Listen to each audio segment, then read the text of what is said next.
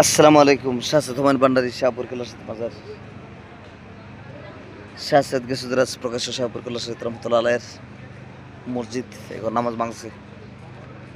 প্রতিটা ব্যক্তির পাশে তো নামাজ পড়া উচিত, যদিও আমি আজকা পড়ছি মধ্যে মধ্যে পড়ি আর কি, মানে মিথ্যা কথা বলি। আজকে একটা টিপস দিই। এই যে সাজদা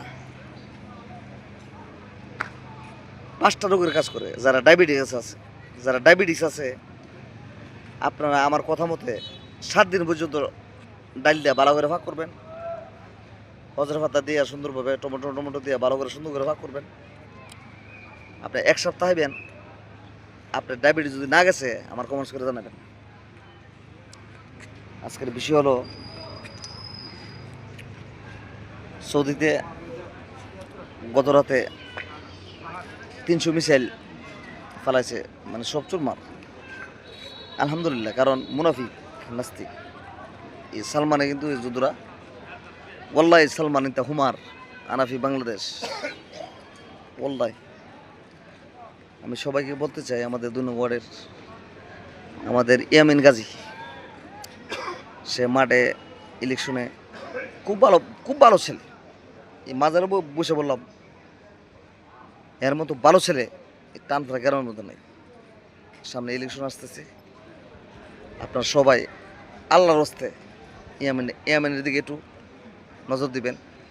এবং গড়ের বুট্টো সে মেন, গড়ের বাবি আছে, কেউ বোন আছে, চাচি আছে, মা আছে, সবাইকে বলবেন আমাদের এলাকার সন্তান।